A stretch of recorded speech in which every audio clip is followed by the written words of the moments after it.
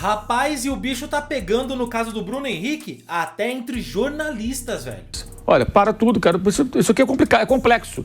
O caso do Alan, que já foi julgado, é muito mais simples. É uma expulsão, tal, uma jogada violenta. Por mais que você diga, não, os auditores estão agora avaliando de uma maneira, ele já foi condenado. Você vai ver no vídeo de hoje o que foi que o Mauro César falou sobre o caso, a opinião do pilhado e o PVC esclarecendo que o Bruno Henrique já foi condenado. Você vai ver tudo isso no vídeo de hoje, mas antes, se você não é inscrito, se inscreve aqui agora para apoiar nosso trabalho e receber mais vídeos como esse, beleza? E ó, deixa eu te contar, hein? Eu encontrei essa camisa aqui do Flamengo lá no Mercado Livre, que tá tendo uma condição especial aí de Black Friday 11/11, e você tem condições exclusivas para comprar essa camisa linda, maravilhosa. Então corre lá agora, o link tá aqui na descrição desse vídeo e também tá aparecendo aqui na tela. Só você clicar e ir lá dar uma olhadinha. Pode ver as avaliações, realmente todo mundo falando bem do produto. Então corre lá agora e já garante a sua. Quer mudar você, safado? O Mauro César resolveu lá na Jovem Pan explicar direitinho o caso do Bruno Henrique e por que ele é diferente dos demais jogadores que foram condenados por envolvimento em apostas esportivas e manipulação de resultados. A respeito de um tema que é proibido para jogador de futebol. Eu já vi jogador, depois que essa bomba estourou aí, há alguns meses, falando, não, mas isso é normal, sempre se falou, eu vou tomar cartão. Não pode mais. Antes não tinha site de aposta, hoje tem. Ah, mas aí o problema do site de aposta... O problema do ecossistema do futebol que depende muito do dinheiro das apostas. Qual é o grande patrocinador que o Flamengo anunciou recentemente? Aposta. Aposta. Qual é a casa onde uma das casas onde os envolvidos nesse imbróglio fizeram aposta? Essa casa. Será que o executivo maior lá dessa casa de apostas está achando maneira essa situação? Pô, que legal, porra, né? Os caras que tentando ali saber antecipadamente, os caras tentando saber, o irmão, né? Quando ele tomaria o cartão, com o intuito de apostar, outros tomando conhecimento da possível informação privilegiada para apostar da minha casa, né? Ou seja, eu vou ser enganado, porque o cara já sabe o que vai acontecer. Não é isso? Me parece muito claro. Muito claro. Essa é a questão. O Bruno Henrique, assim, primeiro ponto, você falou e é verdade. Tem muita gente que por clubismo, por ignorância, por estupidez e outras características negativas do ser humano, tentam colocá-lo no patamar daqueles caras da operação lá do ano retrasado. Aqueles caras que estavam envolvidos numa espécie de uma quadrilha, né? E ganhavam dinheiro. Exato, teve depósito, réu confesso, jogador que recebeu dinheiro não conseguiu cumprir o combinado, teve de tudo. Então é uma outra situação. Qual foi o erro do Bruno Henrique? No momento que o irmão dele pergunta para ele quando que ele ia tomar o cartão, ele responde Santos, e o irmão pergunta quando é o jogo, olha no Google, aí ele fala, tô lembrando aqui de cabeça, tá? Porque as palavras podem ser um pouco diferentes, mas o contexto é esse. Aí ele pergunta, mas é só em outubro, você vai aguentar até lá ficar sem cartão? Ainda tem esse diálogo acontece. Quando o irmão dele pergunta, qual a resposta que o jogador de futebol profissional tem que dar? O jogador, o técnico também, que pode saber esse tipo de coisa, né? Eu acho que xinga um palavrão, manda o cara para aquele lugar e fala, você nunca mais me procure aqui para falar desse assunto. Se você voltar a falar, vai tomar um bloco no WhatsApp. Você não fala mais comigo. Você quer me complicar? Você quer me comprometer? Isso não é problema teu, cara. Vai cuidar da tua vida, vagabundo. É isso que eu falaria para ele. Quebraria um pau, pode ser irmão, pai... Cara, essa informação, se o técnico falar pro jogador, eu sou o técnico, Piperno é o jogador, Piperno, eu quero que você tome um cartão no sábado, porque o próximo jogo é contra um time fraco, depois vem o time do Bruno, que é um time forte. Então, toma o cartão. Ficou claro agora até com a Arrascaeta, né, Mauro? Pois é. Que ele ia estar na seleção, aí, já... Se o Piperno for muito religioso, ele não pode nem pro padre falar isso aí, porque o padre pode gostar de apostar. Sério, não tô brincando.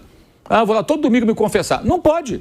Nem pro padre, pra mulher, pra namorada, pro amigo, pro irmão, pro pai. Isso é informação confidencial. Você tem que ter em contrato, inclusive, com o jogador de futebol.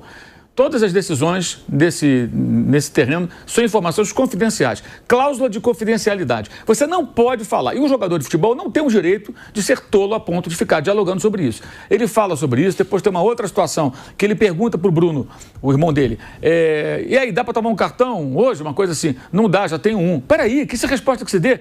Ou seja, ele estabelece diálogos proibidos. Não pode. E depois disso tem todo um desdobramento que está no inquérito, numa série de prints de vários diálogos com outros personagens envolvidos sobre apostou, não apostou, deu o cartão, não deu, reclama do juiz que não deu o cartão. Tem um monte de coisa lá dentro.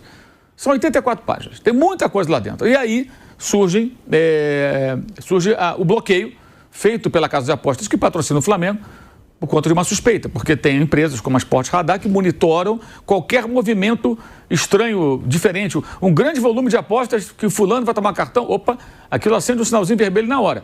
E aí as casas de apostas que contratam o serviço dessa empresa, elas são acionadas, elas ficam sabendo e elas bloqueiam, alegando suspeita de algum tipo de fraude ou coisa parecida. Suspeita.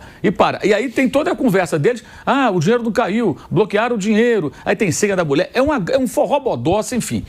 Está tudo lá no inquérito, que, por sinal, na minha visão, o inquérito, ele não é, assim, isso é um ponto bom para o Bruno Henrique, ele não tem a prova cabal de que ele deu uma informação privilegiada. Não tem assim, ó, eu vou tomar o cartão no dia tal, assim, porque quando ele fala Santos, isso aí é uma coisa que pouca gente não tá comentando. O que ele fala definitivamente, Mauro? Bruno Henrique. Ele responde, Santos, você vai tomar o cartão. Santos, quando vai ser? Olha no Google. Aí o irmão olha, mas aí em outubro. A conversa acontece 29 de agosto. Esse ponto é que eu acho muito confuso, que alega-se que ele combinou o cartão. Mas vamos lá, a conversa foi em 29 de agosto. O jogo com o técnico era o Sampaoli. O jogo acontece em outubro, 64 dias depois. O técnico era o Tite. Ele combinou com quem que ia tomar o cartão? Com o Sampaoli ou com o Tite? Isso eu não consegui entender, sério. Não é ironia, não consegui entender. Se ele combinou o cartão, combinou com quem? Ele, quando fala com o irmão, era um técnico. Quando ele vai jogar, é outro técnico. 64 dias. O irmão até fala, vai aguentar ficar até lá sem tomar cartão? KKKK. Dá uma risada. Está tudo isso lá. Eu entendo assim, que ele foi colocado no artigo 243A, inicialmente. Aliás, tem uma grande confusão. A gente falando, não, ele está no artigo... Não, ele está no 243A. Ele foi punido no 243A, 12 jogos. Tá? E ontem, a defesa dele tentou absolvê-lo e o relator votou pela inclusão no 119, que só aplica multa, que não tem punição por partidas, né? Suspensão. E aí um dos auditores, que são 9 ao todo, que votam, né? Um dos outros 8, pediu vistas do processo, que é uma coisa normal, que é pedir tempo para estudar o caso.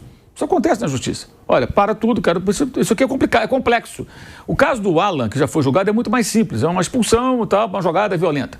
O caso do Bruno Henrique é complexo, porque a legislação brasileira, ela não prevê penalidades para casos envolvendo apostas esportivas.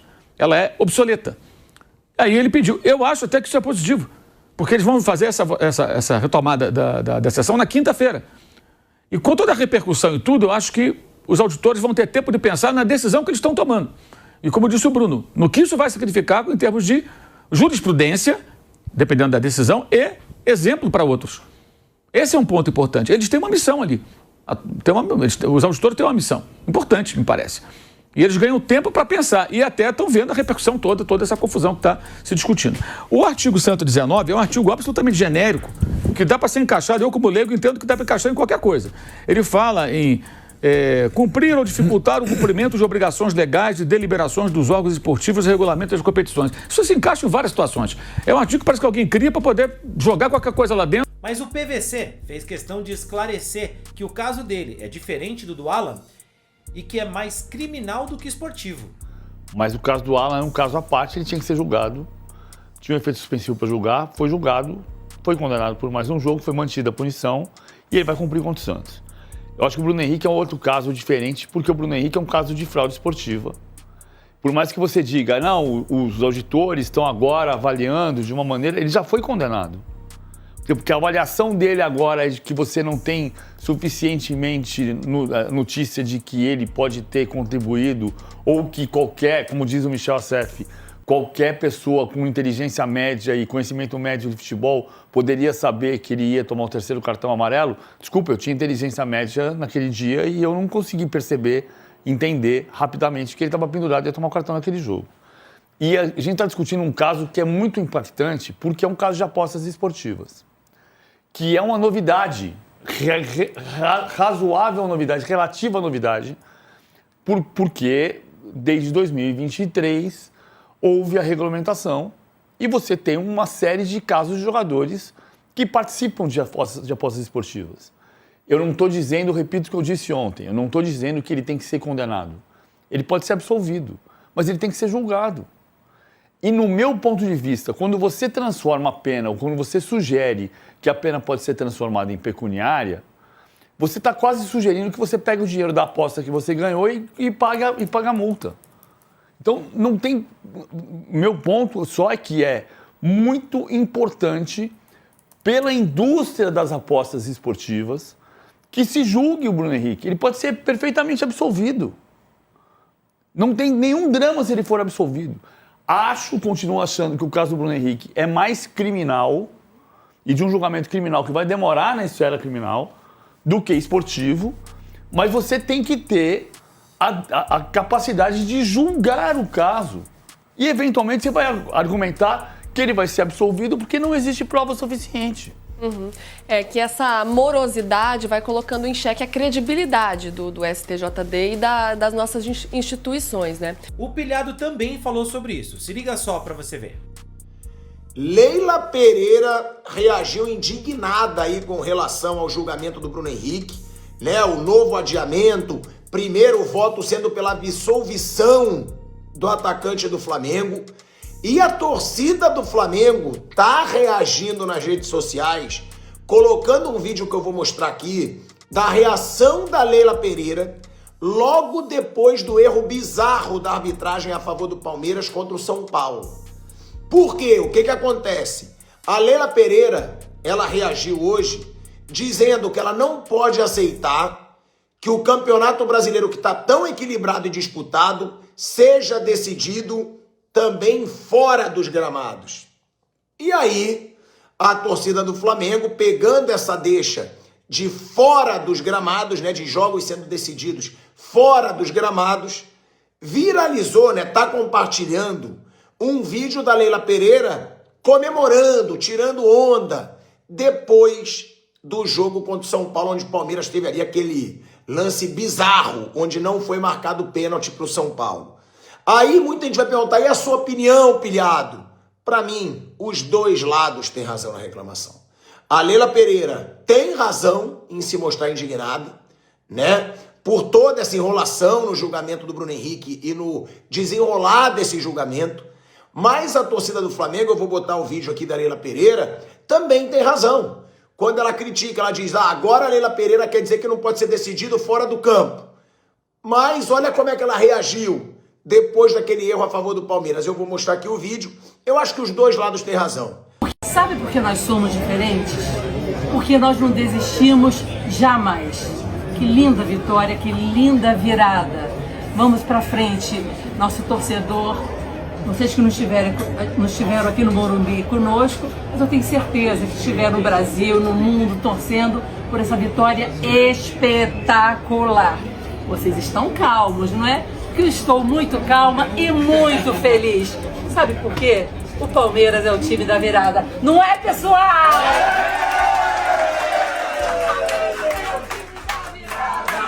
O Palmeiras é o time do amor. E aí eu quero saber a sua opinião. Pra você, quem é que tá certo nessa história toda? De que lado você tá? Quem tá sendo prejudicado e favorecido? Comenta aí que eu quero saber o que você pensa.